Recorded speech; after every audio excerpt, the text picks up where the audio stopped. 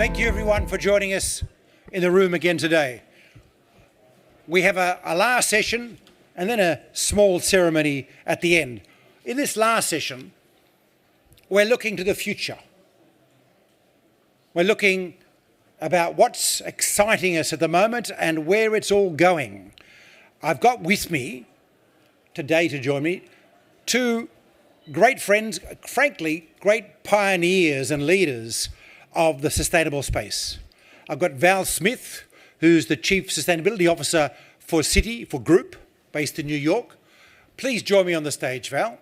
And I've also got Megumi Muto, who is the Deputy Group Chief Sustainability Officer for Mizuho Bank, one of the world's larger banks, and formerly long time at JICA, the Japanese International Aid Agency, to talk about how this is going. And now we're moving to an intimate mode. I'm moving over here and we're having a chat.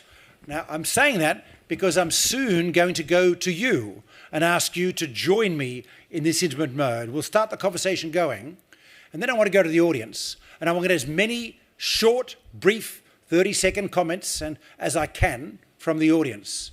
So this is your preparation time. Thank you. Well, how nice to see you again. Are we in the right spot? You're absolutely, especially that red jacket. Yeah. Hey, Megumi. Megumi and I have been on, except I need a microphone, don't I? Well, you can probably hear me because I'm a very loud kind of guy. Loud, yes. Can I get a microphone from someone at the back, please? And I'll have to just speak like this for the moment while it's coming up.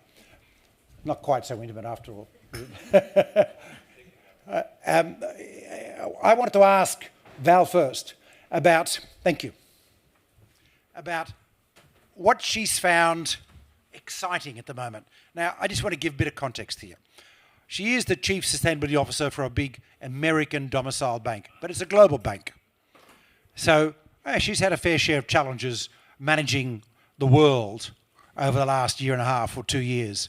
I wasn't going to go into that because that's not the point, because as I said earlier, you know, the currents and the tides are all moving in the same direction. At least I'm going to see what Val thinks about that idea, despite the chop on the water. I want to start off, though, to get a sense from you of what you see that has energized you, because the point of this last session is to focus on energizing and exciting for everyone else. That gives you a clue to what I want your comments to be in a little while, everyone. Tell me. Yes. So remind me, is this the 10th annual CBI extravaganza? I think it may well be the Okay. 10th, or is it the 11th? Maybe. Thank you, it's Murray. the 10th. And you've spoken at one of these before. One of the early ones, actually, I think.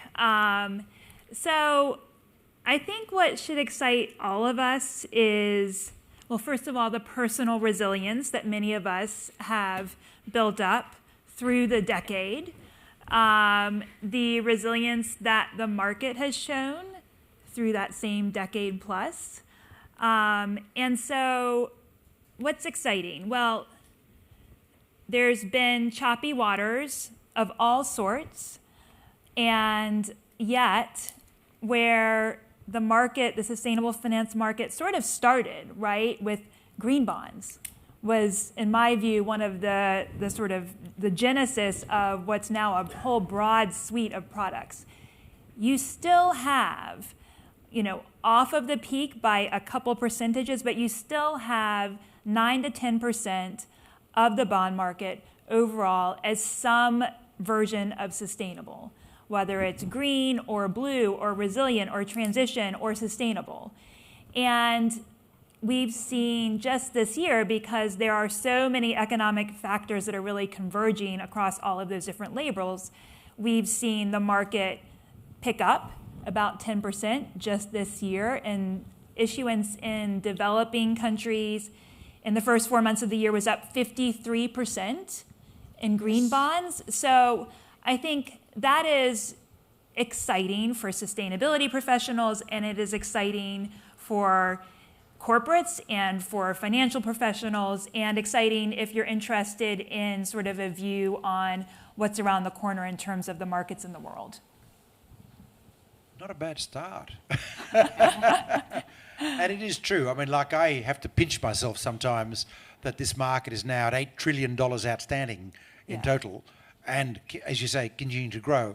I mean, it's not enough, everyone, so don't get relaxed, right? It needs to be more like 50 trillion. In other words, you've got to take over the whole market. But it's a damn good start. It's a platform for action.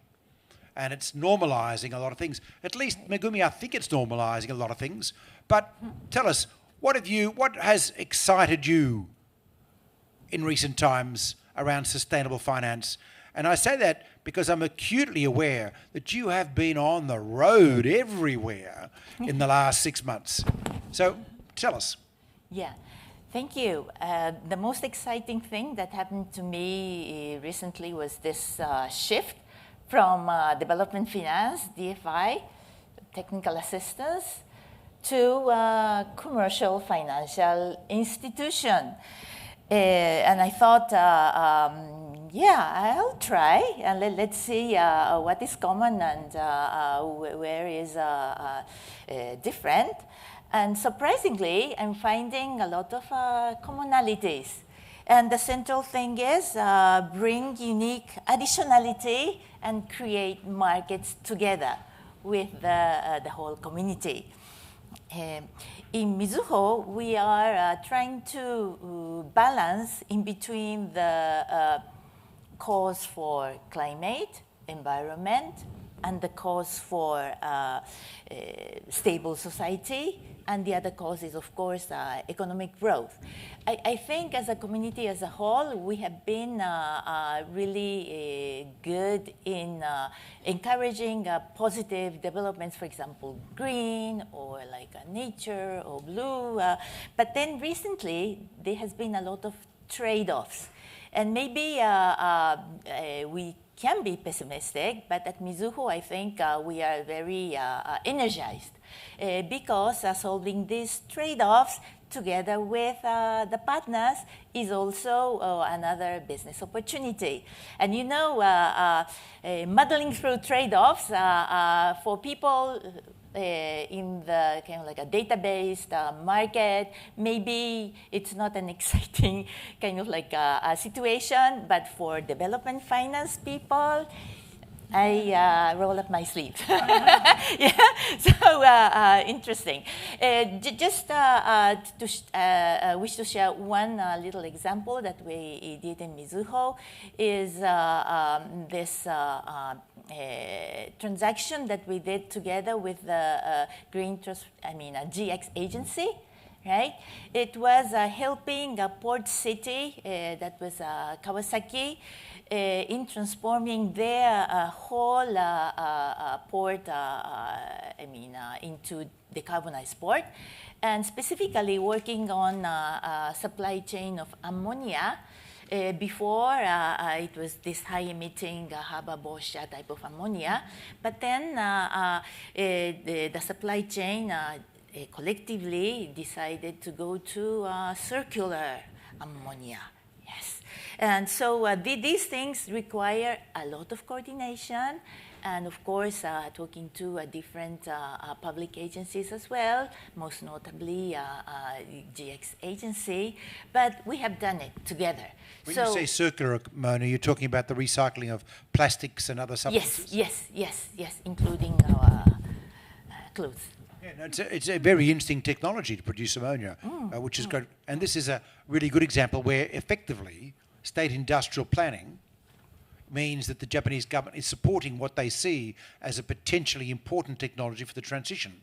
And this is the thing we have to do. I mean, we did have a good shot at that, doing that under the last administration in the US in terms of supporting technologies. Of course, a lot of that's been lost, although some of that actually is absolutely happening around critical minerals, for example. We see DFC, the Development Finance Corporation of the US, investing in lithium mines and rare earth mines all around the world at the moment. So in a sense, it's still going on despite the rhetorical change of the government. But the Japanese story is really cool because of the the excitement of investing in new manufacturing. We've got a lost manufacturing in the UK and in the US to a large degree in these areas, but Japan is still a manufacturing giant. Hanging on. But it needs to change, right? And that's the point of it all, which is, and Mizuho is helping clients change. And my question to you is, how are bank clients responding to this sustainability and this transition agenda in Japan and globally where you work? What are you seeing happen in the client register? Enthusiasm, energy for it? Right. Maybe I take the example of Southeast Asia, because outside Japan, that has been one of our target markets. And our clients are the local clients, the big businesses, and also the Japanese supply chain, the FDIs over there. And what I'm seeing as notable development in Southeast Asia is first government, the regulatory authorities are really constantly signaling to the market that sustainability is the way to go. Yes, and that has been very, very helpful. And together with that, some of the public development banks, because of all these initiatives together to bring capacities for sustainable finance in their own institutions, there have been a lot of development. For example, Mizuho has helped a public development bank in Indonesia do a sustainability-linked loan.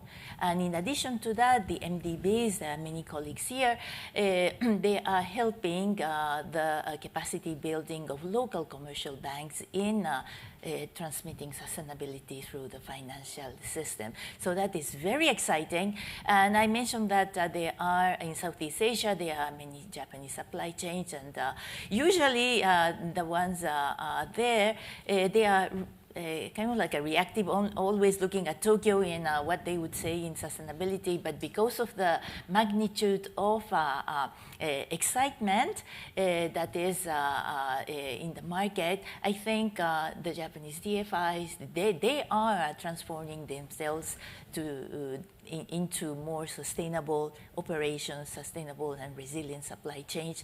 I think that dynamism, maybe it's not translating directly into labeled bonds or labeled loans, but it's really happening, and that's very notable. And certainly we've got a loan-driven market in Japan. Despite a lot of bonds dominated by government issuance, there's a huge loan portfolio. And I guess what you're suggesting is we might see a bit of development like Dr. Majun was talking about in an event yesterday, where he said that in China now we have 1 million green loans, according to the People's Bank of China. Whoa! That is pretty good. That's a lot more than bonds. There's a lot of bonds already. Now, a lot of those are small loans, but these are all aligned with the Chinese taxonomy, which we had some involvement in going forward. Now, that is actually a sign of change, and that's the truth in all markets. It's going to be loans that dominate, and the idea of our work in the bonds market has been to filter down to loan portfolios.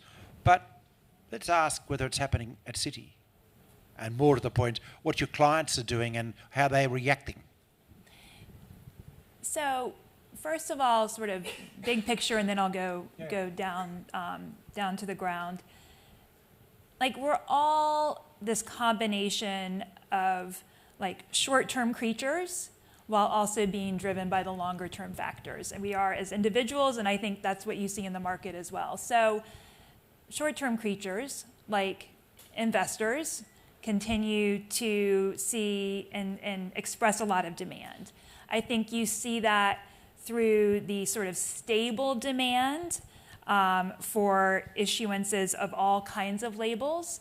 And you see that reflected in the types of labels that are being issued with bonds, sometimes with loans, around the world. It's been interesting to see this sort of bifurcation between still, I think, an emphasis in sustainable and green. Most issuances continue to be labeled green, but also seeing this pretty significant upswell in blue bonds that have been issued. We've helped to underwrite 4 over the last 3 years. You're seeing resilience bonds issued, the Tokyo Metropolitan Bond, the Latin American Development Bank bonds. So you're sort of seeing different flavors across different jurisdictions. We'll talk about what's next. And I was going to say, while we are enthusiasts for the labelled market because it makes it easy for investors, it's not really the point. For us, anyway. For us, it's about capital moving in the right direction, which is really about your clients, corporates, being interested in what they can do in terms of resilience and transition. Right. So I guess more broadly, I'm interested in the extent to which your client base is responding to the kinds of things you've been saying to them, because you've been engaging with your clients globally on, let's call it, the opportunities to address transition, the opportunities to address resilience into their portfolio. Right. Is that a common around the world, or do you find that in maybe East Asia it's more common than it is in Latin America? I'm just curious to what you're seeing. So to just flip that on its head, we are responding to what we hear from clients. Sure. And so I would say around the world, these activities, regardless of whether they're labeled or not, are continuing. And they look really different now because of all of the geopolitical challenge and the energy transition challenge. And so if you sort of follow the data around the world, I mentioned earlier, developing markets, 53% issuance in uptick this year in green bonds. And so you sort of, I think what we're hearing from clients on the investor side, just continued interest in scooping up bond issuances. There still is a scarcity. And so I think that's a really positive signal to think about from sort of the overall market and where it's headed. But then if you're looking in parts of Asia, it might be more around resilience or resilience of supply or energy transition. If you're in the Middle East, also about resilience, but also diversification and water.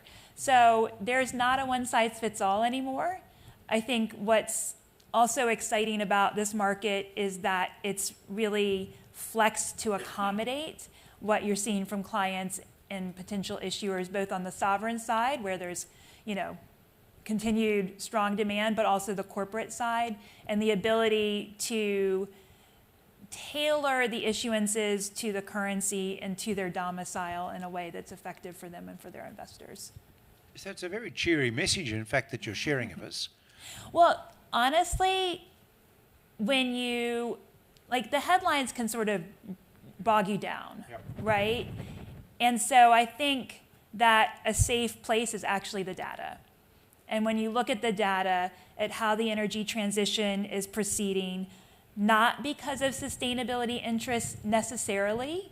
Sometimes it's because of economic interests, or it's just because of that long-term perspective as well around resilience and wanting to make sure that different countries and different corporates are fortified for the future. I think that data around what is happening with the energy transition is a fairly positive place. And I'll just note, a few years ago, we talked about the energy transition in very black and white terms. It was like developing countries are going to transition first, and developed countries transitioning first, developing countries will get more time. And as with the issuers and the corporates within each of those sort of parts of the world.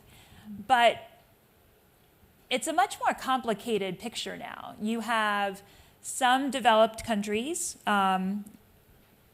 Europe is doing a great job, both from a sustainability perspective as well as a resilience perspective. But you also have developing markets and developing country issuers that truly are leapfrogging from a technology perspective, but not because they are wired more green. It's just because they are trying to sort of protect their economies. They're trying to manage their foreign currency reserves. They're trying to make sure that they are more resilient to sort of geopolitical shocks. So it is not the transition we thought. It might not be the orderly transition we used to talk about. But the data indicates, and certainly the investor interest indicates, that the transition is proceeding, and it's a transition across a lot of different fronts. And just a snippet of that, one of our team, Meggie, is joining a workshop tomorrow about raising funds for investment in supporting rollout of solar in Pakistan, where we've gone from 0 to 13% of the grid being, or 30% of electricity generation being solar in a few short years on cash. And we're now starting to regularise that financing. Speed is amazing. And we're seeing that pop up all right. It's a very interesting storyline, solar, electric vehicles, and all sorts of other things. Right.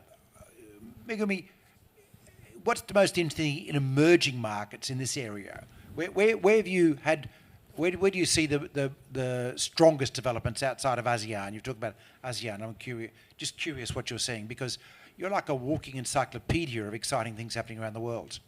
No, not that exciting. Walking encyclopedia. But I think me personally, I was so moved by the amount of energy around adaptation and resilience this week. Yes, it has been gaining so much attraction and gathering of thoughts. Maybe when it comes to adaptation and resilience finance, a lot of the speakers before has been touching upon the whole array of the difficulties, the challenges.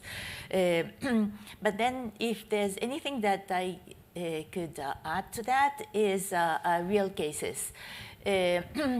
Maybe a lot of you have seen a picture of a flood devastated area in Vietnam last year, Hue area, where there was this shopping mall, Aeon Mall, was like an island among a heavily flooded area. And this Aeon Mall happened to be one of our dear corporate customers, and we asked them, why is that they did this ex-ante leveling of the whole complex? And they said, because they wanted to create a community. It's not just because of the rationale, economic rationale, commercial rationale for a shopping center, but it was because they were looking into far into the future, and also far geographically, even including the communities around. So we are asking ourselves, there are these examples already, and we are financing it by corporate finance, just plain corporate finance. It's just that we haven't discovered all these good intentions. Maybe we have to go into this impact investment type of world where the intentionality is one of the main characteristics. So I just up here just saying that maybe as a community, we can discover more of these positive, forward-looking, future-looking intentions, and I think that will take us forward further.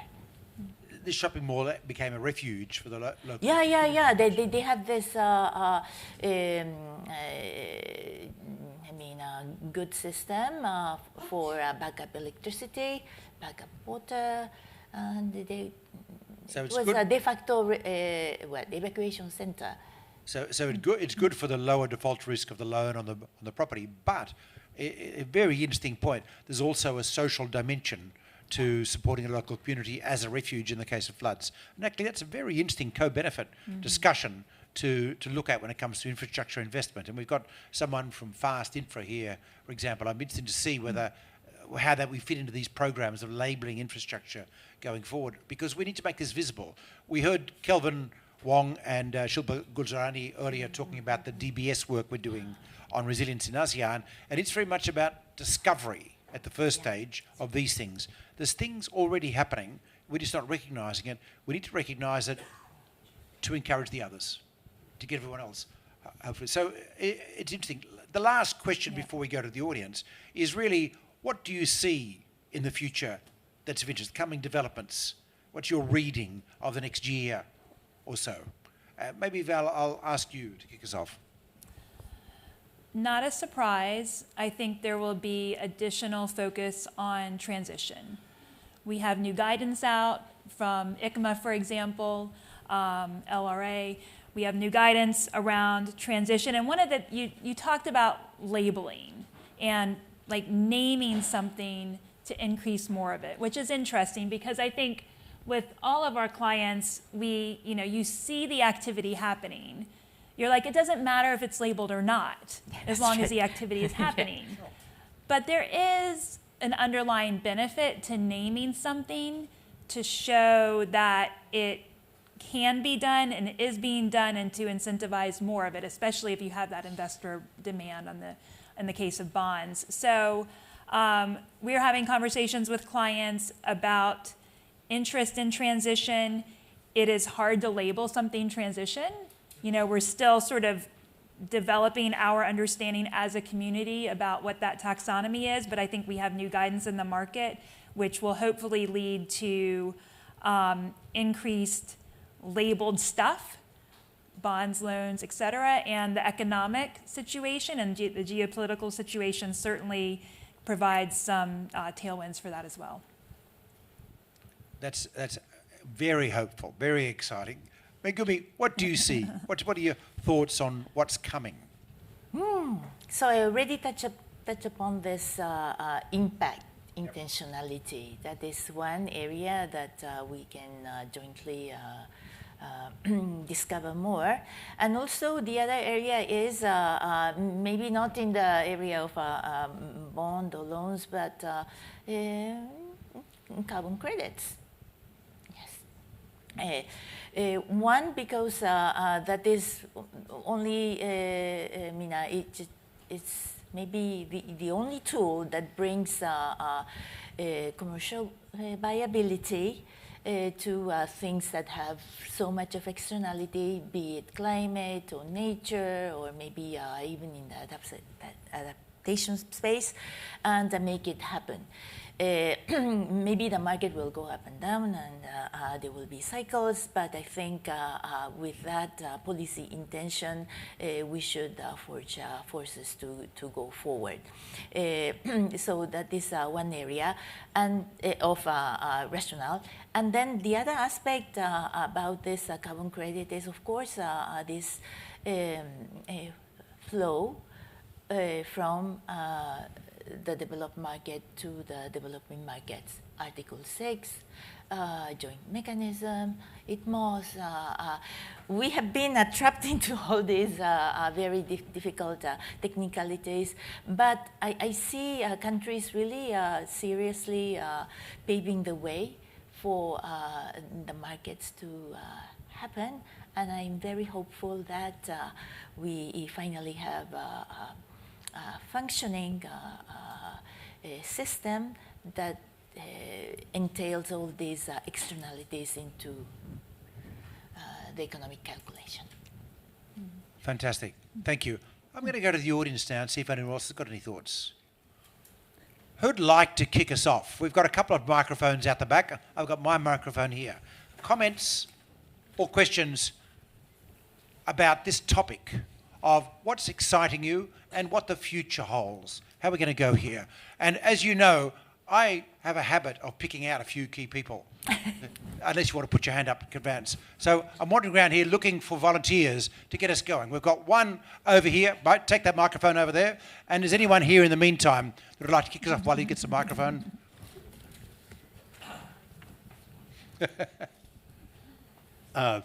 Thank you both for coming so far to be here. My name is George Basile. I'm a professor. Sure. My name is George Basile. I'm a professor of sustainability at Arizona State University in the School of Sustainability, not a finance expert like most people in the field of sustainability. But I noted that we have Citi America and Global. We also have Japan. I run a center that works directly with Mitsubishi Chemical Group in Japan, and it's called the Global Kaiteki Center. I'm very curious as to how things are rolling out in Japan and how we leverage, Japan's has issues with carbon and issues with how do we leverage the leadership in Japan and how do we link it up to the global markets, whether it's the US or elsewhere, because Japan is so trusted. How do these pieces come together through the financial sector? Thank you. Barbara. Yes, hi. Do I need to stand up? Yeah, so linking a little bit to the Japan question, I mean, Japan has been the first and the only sovereign transition bond. So we'd like to hear the views about, where that is going to go. Thank you. Thank you. So, Aaron Kalshka, thanks for sharing insights. I guess representing the institutional investor community, we're thinking far more holistically about incorporating sustainable impact. For example, in the Netherlands, we use 3D investing, so the equal consideration of risk, return, and sustainability and impact considerations. How are you supporting our efforts? Thank you. I need a few more, please.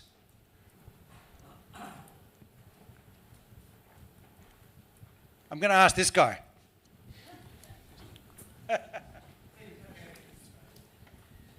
Just more of a reflection than a question. But in terms of resilience bonds, resilience finance, the cost of evidencing a benefit, the economic case for a resilience bond, doesn't it sit from an efficiency and cost value perspective better at a sovereign level than at any lower level if you take a jurisdictional municipality or whatever? If you start having to prove all of the economic benefits of community well-being, economic growth and so forth, surely it should be governments adopting resilience bonds, bifurcating away from traditional debt. That should be the way forward. Thank you. Please. And just to add to that, for the carbon markets, how do you see the development of the sovereign carbon markets under Paris Article 6? And just adding to that, and the other thing, and my name is Matt, by the way, but just adding to that, for the sovereign carbon market, when you've got countries like Indonesia, who've been, with the mangrove swamps and carbon credits that come from that, who've been reluctant to entertain huge flows coming into their country to fund their resilience programs, because that has a destabilizing effect on their FX and on their exports. How do we square this sort of disproportionate capital flow into countries that need, that would benefit most from additional investment? Not all of these questions are for our banker friends, but we'll see what we can do. Any last questions for this round? Oh, yes, we have a couple over here. One here and one here. Hello, my name is Paul Camp. I work for Carbatura. I'm EVP Capital Markets, and I'm raising $45 billion. And we've got sovereign infrastructure partners. We're the first company in the world to do advanced circular manufacturing. So we are working with the EPA, the US DOE, and governments around the world. What we're doing is creating, from municipal solid waste, we create 116 different products, but we give back to the community. And my question really is, I'm creating a bond flywheel, so a circular economy bond flywheel. And my biggest problem, and I'd like to ask you as bankers, and I'm not talking to you banks yet, I'm talking to some of your peers about placement, but the biggest problem is speed of deployment of these technologies into ecosystems and or communities or places around the world. So we're monetizing the world's largest stranded asset, $700 trillion of waste worldwide in landfills. And I'd like to ask you, how do we reduce the friction associated with the financing and the deployment of our technologies across the globe using circular economy bonds? Because I'm trying to do some of the world's first, maybe, in what we're doing. Sean knows what I'm doing. Is that a finance question or a technology question? But I'll leave that sitting for the moment. Please, stand up. Hi, I'm Wes Geisenberger with Hashgraph. We spend a lot of time digitizing methodologies in the carbon markets, working on the data infrastructure, in addition to building the same types of digital infrastructure for bonds and other sustainable finance instruments. My question is related to the growth of the carbon markets and maturity of it from a digital perspective is going through a massive transition. Many of the projects struggle to take on a lot of capital because of the complexity and the risk. How do you see scaling these projects to be packaged together for different instruments, bonds, not just one-off loans, but a more scalable perspective that could be through Article 6.2, but also through the traditional standards? So I'd love to hear your perspective on that. Maybe we'll just see if there's any questions there of interest. I've got a couple of questions too, I want to add. It sounded like a lot of questions for you. Are there any that are of interest to you? They're all interesting. But relevant that you can, and more to the point that you can speak on. So what's interesting. So there were a couple of questions I think related to transition, and one specific to Japan, Yep. which is interesting just in that Japan, as a sovereign, has really been on the forefront of transition frameworks with their GX framework and issuances. And, as I just mentioned, we see transition as being of increasing interest to corporate issuers, sovereign issuers, et cetera. So it's interesting that came up and, specific to the Japanese context. And then a little surprising at how much discussion there was related to carbon markets and scaling new technologies. And so, I guess what's old is new again. Yes. There is an intersection with the bond space through outcome bonds. Citi has helped to underwrite a few different outcome bonds from the World Bank. A conservation bond was the first one to help to protect the rhinoceros in South Africa. There have been other outcome bonds focused more on the carbon markets, even on the plastics market. So, I think it's fair to say, like in sustainable finance, there's obviously ROI is super important, but there's also ROE, like return on effort. And these are, outcome bonds are pretty high effort, as is anything that's sort of new and first of its kind and innovative. So I suppose when I think about the carbon markets intersecting with this, I think, how do we sort of pull in the issuance of carbon credits or different kinds of credits more fully into the bond market in a way that's quicker and more scalable?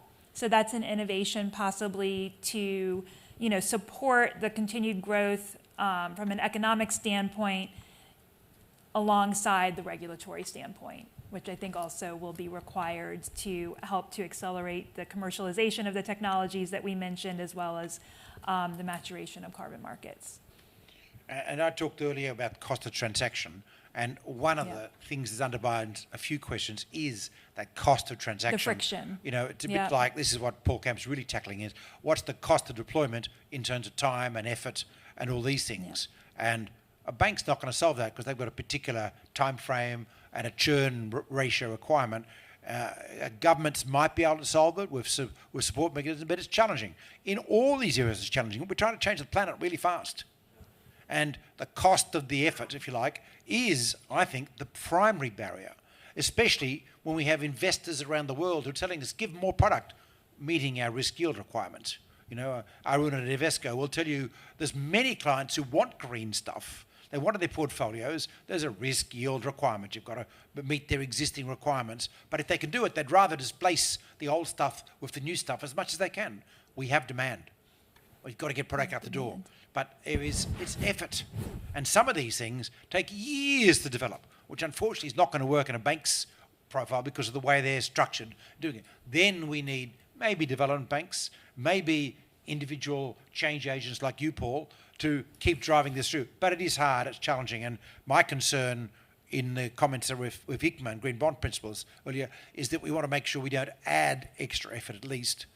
We want simplified taxonomies. We want simplified regulations and so on to go through. But that's my pitch. But Megumi has a whole lot of things on her plate. Okay. Over to you. Thank you. I think I will touch upon this issue of Japan, and also this question from whether resilience should be in the public hands entirely or not. On the sovereign transition bond in Japan, it will be paid back from the revenues that will arise from the implementation of GXETS and also carbon levy. So it is a very long-term plan to make this carbon pricing happen. And because the bond is tightly tied with that one, it adds to the stability of the system. That is one thing. And with regard to any leadership that Japan could share in terms of the transition in particular, this is all my private thinking, but we can signal to the other communities or this community that we have been on a journey of credibility, right, of transition, whether it is NDC-based or technology-based, like the taxonomy, or strictly science-based. We have tried, but maybe from the Japanese experience, we can say that we should leave a room for the private sector to test on new ways of doing business, new technologies, like the case that I explained in the case of ammonia supply chain.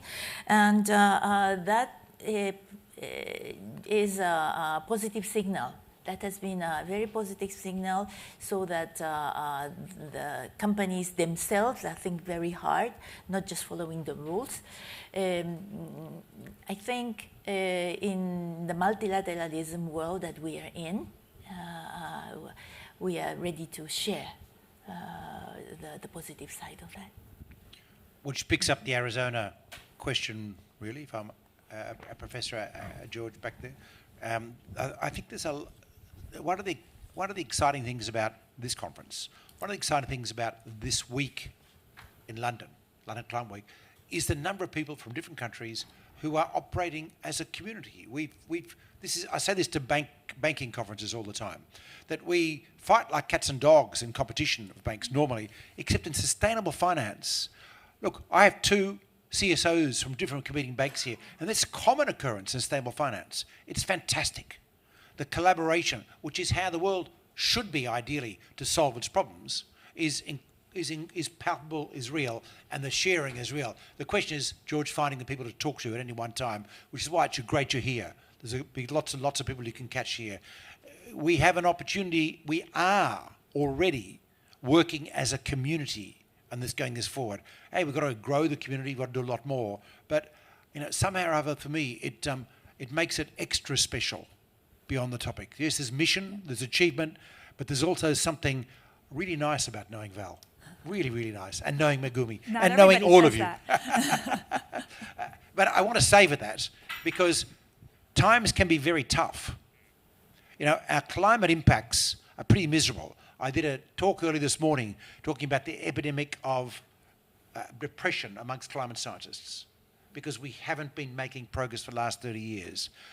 We do need to be acutely aware that the way the world is changing is going to have a lot of ugly sides. Really is already starting. We have 13 conflicts in Africa that are very clearly related to water in one form or another. As Trevor Manuel said, and I was a panelist at the former Finance Minister of South Africa. This stretches our confidence level. We need to support each other in this time, and banding together and being able to support each other is a really critical part of our work. It's not an extra.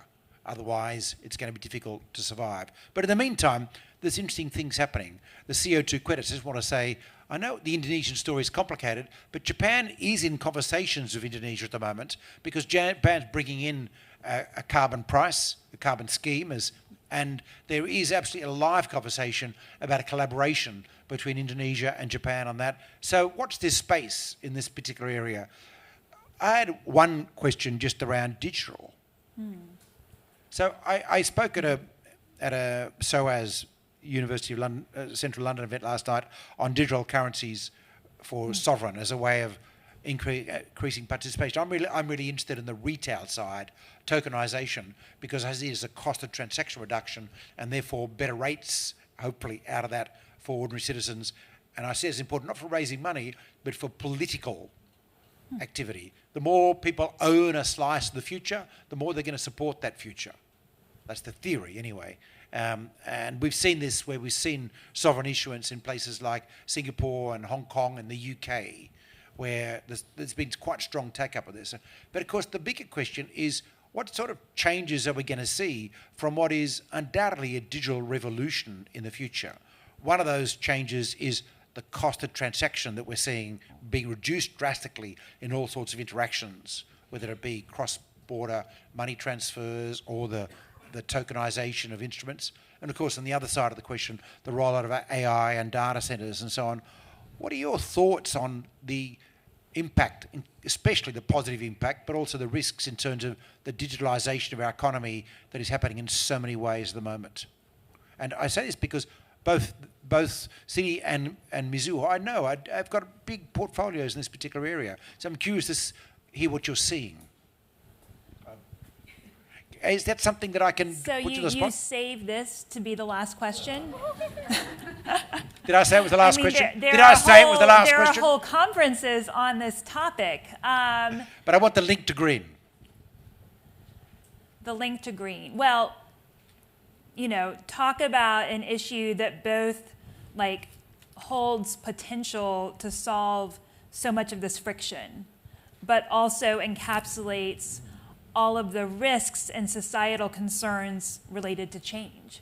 So link to green is that, these tensions, I think, are going to, I think I can legitimately put on the optimistic hat here. They will culminate in driving forward the transition and technology adoption and efficiency adoption more quickly. So many bond issuances related to digital being labeled green because there is a rapidly increasing expectation around efficiency related to energy use and water. And you've done green bonds for data centers. Of course, many of them. And so I think that's a really interesting, we talk mostly about what's happening with the technology space there, but I think also you see companies that are building data centers and using data centers that also are, being called on to address some of these community concerns all at the same time. And I think ultimately, both from a community perspective and the technology perspective and transition perspective, you'll see the technology once again drive us faster. And Megumi, a question for you, for the background, is because what we've seen already in IT developments is a bit of a democratization of job creation. I'm thinking about the IT clusters of Nairobi, for example, the software clusters and so on. It looks like this is going to be a rapid increase. Bangalore plus, if you like. Is that what you're seeing? Or what are your thoughts on the digital impacts? Okay. I think internally in this small circle of Mizuho sustainability, we are in the long, with a broad perspective, we are linking this issue with social, not climate or green, social. And then starting to think carefully this IT, AI, what is the relationship with our human resource potential, or even purpose of life of each individual, right? Positioning that as one of the key long-term sustainability issues. It's not written on anything, but we are discussing internally. And when it comes to IT and AI, I think many of us know that there's this sentence saying death of SaaS, right? So we have to watch carefully where these competition would go, because it is so quickly changing, and we really have to revisit the meaning for human mankind. Yeah. I did want to finish up that question because I want us to all think about wealth creation. Because we're not going to make this transition unless we frame all of these things as opportunities to create jobs in India. 1 million jobs have to be created every month in India just to soak up people coming to the workforce. And that applies in Nigeria, that applies in Indonesia, and so on. We need to address these issues of development, and we need to address this not just because the governments need it, but because it's about climate resilience. The secret to resilience is not building seawalls. The secret to resilience is making sure that all our economies and all our societies are wealthy enough, are strong enough, are equitable enough, are inclusive enough that we can survive shock after shock after shock. Because the 21st century is going to be the century of volatility. We are going to see craziness every year, all sorts of craziness everywhere. Whether that's snow in Sao Paulo in summer, or whether it's heat domes in Tokyo in winter, these things are going to lead to all sorts of further secondary impacts. We need to be prepared. Being prepared is not just the physical infrastructure, it's the social and economic infrastructure of our societies. It's the gender inclusion of our societies, because we know societies that have equality are stronger. There's a lower death rate when there's an earthquake if communities are strong, and so on, and so on, and so on. And part of that is thinking about how urban environments are going to be in the future, so we can soak up all the people that are forced off the land by these constant climate shocks. So we need to be designing our cities to be wealth creators. And if we don't embrace the primary driver of productivity and wealth creation at this stage in the world, which is digitalization and data, we've missed a trick. We've got to be able to have this conversation as climate people in a very supportive way. There are risks, there are a lot of risks involved, and that's why I talked earlier about the Greening AI Data Centers Coalition that we've launched just recently. But there's also incredible opportunity. I look forward to a day when the software development capitals of the world, using AI tools, Nairobi, Jakarta, perhaps some northeastern state of Brazil, and so on, because we can do that now with the right infrastructure. We can create wealth in these places with the right education, with the right support. I mean, it gets a challenge for governments, by the way, but you get the idea. You need to embrace these changes. The capital of the world, which is in rich countries, needs to get returns. It's not going to get returns by doing more of the old. It's going to get returns by investing in a new world. That'll be a new world in Europe, but it'll be especially a new world where populations are growing, where economies are growing. It'll be in Accra, in Ghana. It'll be in places like that. The only question is how we do it. Future creation. That's really what we're on about in this agenda. And that's what banks with their customers, when they deal with sustainability, are on about, right? Mm-hmm. And that's what's been really interesting about the Japanese story, green transformation. We've got a government that's on about future creation. Hey, it's not easy. That's why we're here today. Thank you, Val. Thank you, Megumi, for being with us today. It's been such a pleasure.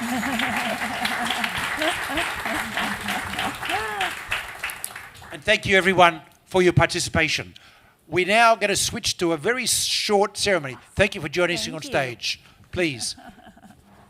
Thank you. Now I'd like to invite Nicola up on stage to help me with a very short ceremony. We have got a few awards we would like to give out. 4 awards. The Climate Bonds Initiative does awards every so often. We've previously done awards for first green bond issued in Uruguay or that sort of thing. This year, we just have 4 awards in London, and we're doing awards in other conferences in Dominican Republic early this year, in Hong Kong later this year.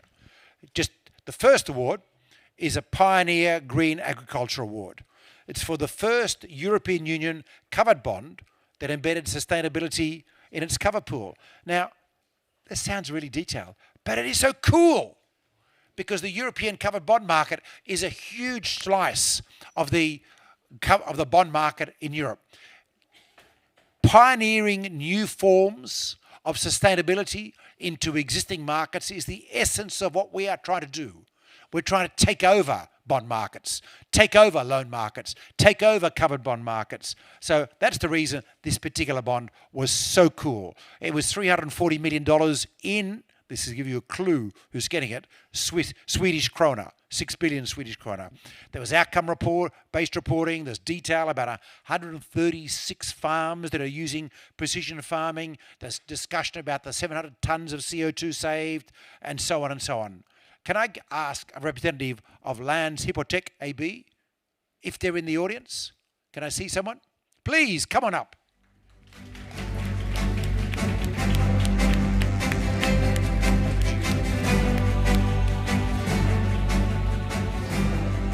This is photo opportunity time.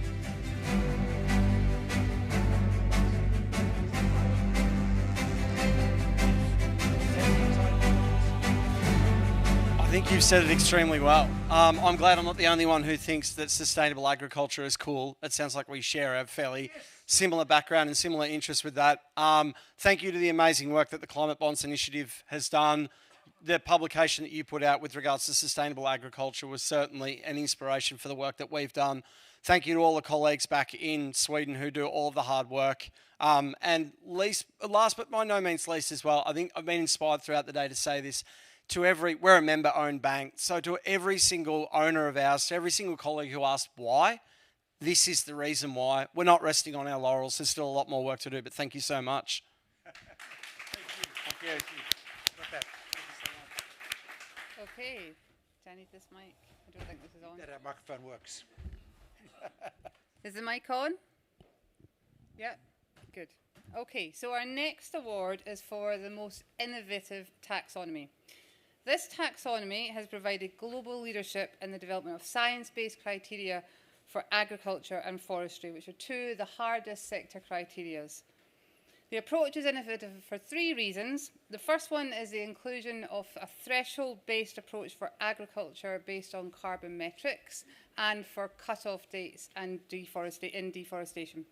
Second is for the use of specific methane abatement criteria or measures for livestock. And the third one, no mean feat, is the ability to distill consensus between scientists, policymakers, and industry. So the winner of this is the New Zealand Taxonomy Project, which I think Jessica might be here for. Hey.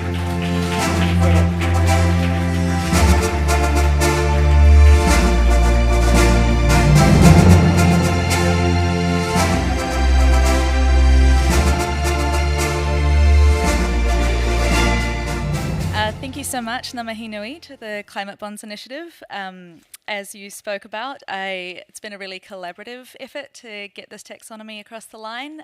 So I really want to acknowledge our technical experts group and our technical advisory group. As you spoke to, they included industry experts, but also climate scientists, financial sector participants, iwi and Māori, organisations and perspectives, the New Zealand government. So it's been a huge amount of collaborative work to get there and to get credible transition criteria for agriculture and forestry, which is obviously so important for the New Zealand economy. We also managed to publish adaptation and resilience criteria in concert with our mitigation criteria simultaneously.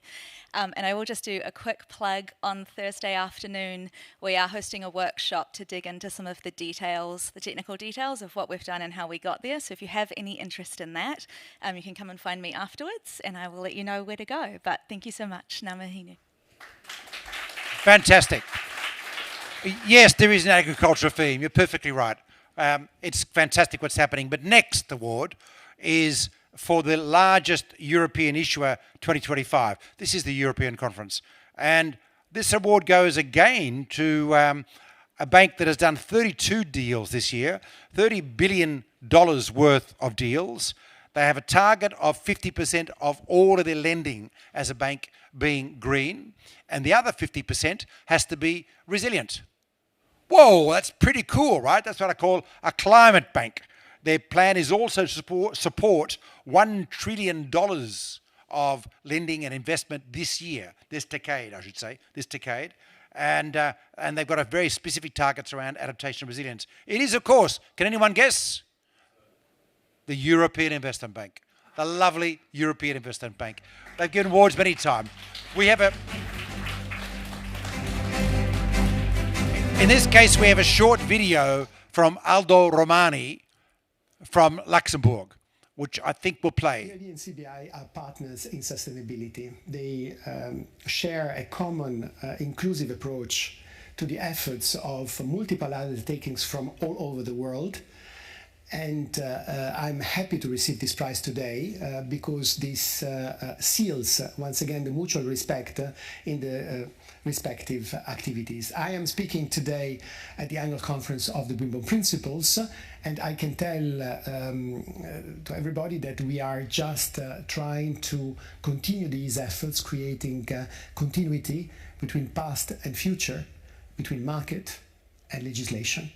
And we have been working together with CBI in this context for many years in the various technical working groups that the European Commission has put together over the years. Something special about this guy, Aldo, is he is the guy that brought to market the very first green bond ever in history, the European Investment Bank's Climate Awareness Bond in 2008. So he's been working this for a long time, continues to work on this, which is a cool story. Over to you. Okay. So our final award is for the first ever climate bonds certified A&R deal. This winner set a global benchmark with €300 million resilience label bond under our certification programme for the climate bonds resilience criteria and taxonomy. It attracted a 7 times oversubscription with bids of €2.2 billion, protecting 14 citizens across the city and strengthening resilience against floods, typhoons and storm surges. The winner is the Tokyo Metropolitan Government. I think we've got Sadoki.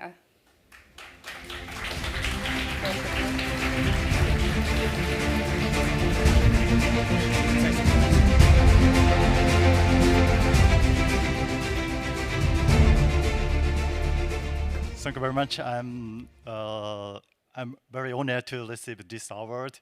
So this bond couldn't issue it without many people's cooperation. So I really appreciate CBI and my colleague and structuring agent. And this, I'd like to connect this award to next step, our second Tokyo Resilience Bond. Thank you. Thank you. We're at the end of our conference. I just want to say thank you for being here today. Thank you for the work you're going to do in the coming year to make sure more is done in this area. We need actual deals for 2 reasons. One is that's how capital moves. When you actual deals, the abstract is all very well. Some of our climate bonds work, for example, has not seen any deals yet. Pointless without deals. We're still working on it. We're still hopeful. We need bankers, we need investors, we need agents, we need advisors, we need second opinion providers, and so on, to be all part of this. We need those to demonstrate to others what to do. We also need it to demonstrate to governments what is possible. At the end of the day, we get the change we need through active intervention on a policy basis. Not necessarily subsidies, not necessarily the IRA under the last Biden administration, which is a very expensive program, cost-efficient means of creating a world fit for our children. That's the mantra. We are looking at how investors and government can work together in a coalition which I like to call Investors and Policy for Action, IPA for those beer lovers around. we will see a lot of activity this coming year on that agenda. I hope all of you will be part of that in your different ways. I know Megumi and Val are already doing that kind of work, talking to public sectors, issuers, and policy people around the world what they can do. We can all do that. We've got to be active. We've got to push solutions because stuff is happening. Climate is impacting now. It's urgent. People's lives are being drastically affected all around the world, not just in Darfur, but also in Uttar Pradesh in India, also in Mississippi, in Texas, in the US, when we have heat domes hitting those places. Wet bulb temperature is predicted to be a really critical factor in the southern US as well as in northern India in the next few years. People's lives are going to be affected negatively very quickly. We can do something about that, and we can continue to drive emissions down.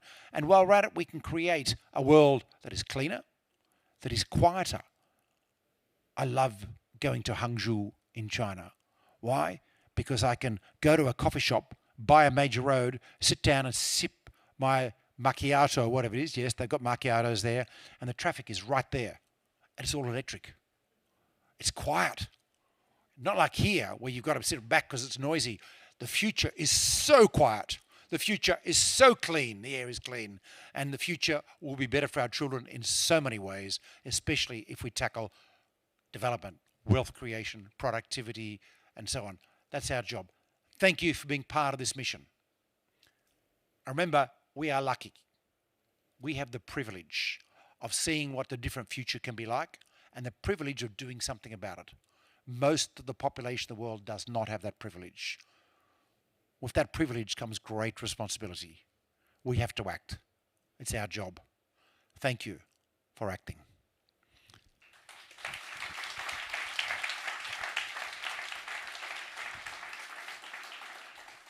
We need to be out of here in the next half hour under our arrangement. So please swap cards, talk on the way out, and we'll see you in the courtyard soon.